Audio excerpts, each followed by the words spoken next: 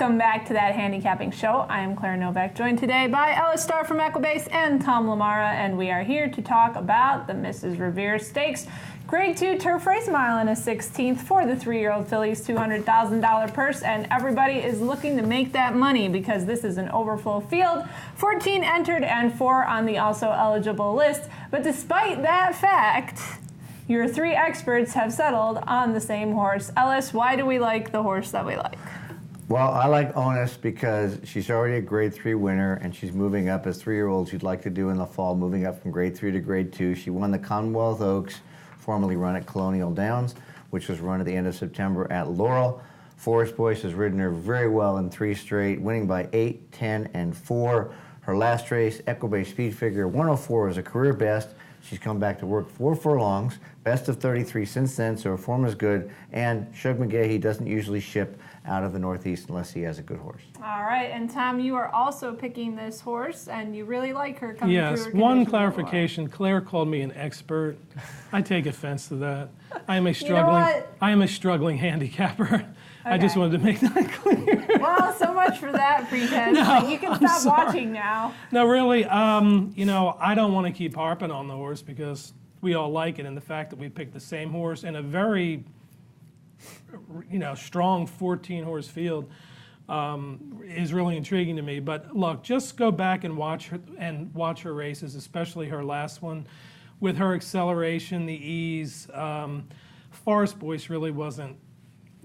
Was just sat on her, I think, and I think she has a great future. All right. The bad news is she won't be 3-1 though, since we all picked 6-1. Well, she'll be more like 3-1. We're not experts, Ellis, so don't worry about it. We're not going to move that needle. Good. The one thing I love about her, she's a blame filly. Love blame. Love to see those horses coming through in the stakes ranks, and definitely, like you guys said, love a horse who's moving steadily up through her conditions. And I don't think the step from Laurel to Churchill is going to be that difficult for her. She also has run at Keeneland, Belmont, and Saratoga in the past. Now, Ellis, you and I are taking a look at some Chad Brown runners who are in here, and let's talk about the horse that I'm going to pick second, who is Tammy the Torpedo.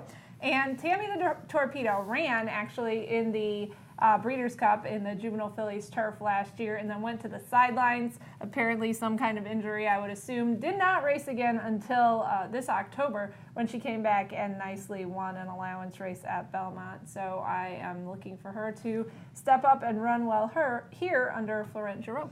And I've put Tammy the Torpedo as my 3rd pick. The other Chad Brown filly, Partisan Politics, is my 2nd win contender in the race. I love it that Tammy Torpedo came back off a year. It's very tough to come back off a year and win going 2 turns on turf. And she did that, of course, in her 2 races last year. When she closed out her 2-year-old season, she faced Lady Eli, who was still unbeaten, now coming back from injury. Partisan Politics on a great pattern as well. She only got beaten 3/4 of a length, even though 4th in a blanket finish in the Grade 2 Lake George, which is equivalent to this race, and then beaten a nose in the risk-averse and a winner of the Pebble. So she's a stakes runner, and Javier Castellano is the only jockey she's ever known, and he rides her again.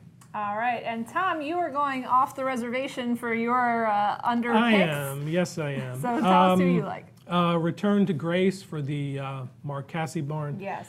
She drops out of the QE2, which was kind of an oddly run race because nobody really closed on the top 2. And, of course, the horse that ran 3rd, Centerio Italia, did come back and run, I thought, rather well in the Breeders' Cup Filly and Mare Turf. She's been stable to Churchill for quite a while, had a nice work about a week ago. And, she has a couple races on the turf course. She broke her maiden there at Churchill Downs. The other horse that I'm going to throw in, I'm not crazy about Post 14, but she does have some speed. Celestine from the Mott Barn. She was up in New York, but he shipped her to Churchill, I don't know, a month or so ago, I would imagine, from the works, and clearly was pointed for this race. She stretches out, but she has some good speed, and I don't see why she couldn't handle the mile in a 16. She is riding a 4-race win streak coming Yep. in here, so we'll see if that Scat Daddy filly can get the job done. And Ellis, any final thoughts on this race? I think it's going to be very interesting with the full field and see how it goes. Absolutely. I think this is also our Equibase race of the week, and there's more detail on that. But I think there's other horses to use for exotics in a big field like this, as we talked on Breeders' Cup week. This is where you take a chance and throw some money in maybe a trifecta or a superfecta. And I would look at the 6 Divine Aida, the 10 Isabella Sings, the 2nd and 4th finishers behind Partisan Politics in the Pebbles. And if she gets into the also eligible list, I'd go all the way outside to the 18 Wiener Valkyrie, who closed like a rocket from 10th to 2nd in the Athenia Stakes, and she's already stakes place. So horses to use 2nd, 3rd, and 4th if you want to play the exotics. All right, well, it's a little bit of a quiet weekend this weekend, but Floral Park has a very, very good card on They Saturday. I do. would throw that out. The Frank J. DeFrancis Memorial Dash is on Saturday, and one of the horses in there is Palace, of course, who passed on the Breeders' Cup Sprint. And he is one of, I think, maybe 9 or 8 that's entered, so it should be a good card. that is a very good card, and also we have coverage from New York and California, so you can check out everything at bloodhorse.com. Always follow us on Twitter. We want to thank Equibase for sponsoring the show, and thank you for watching.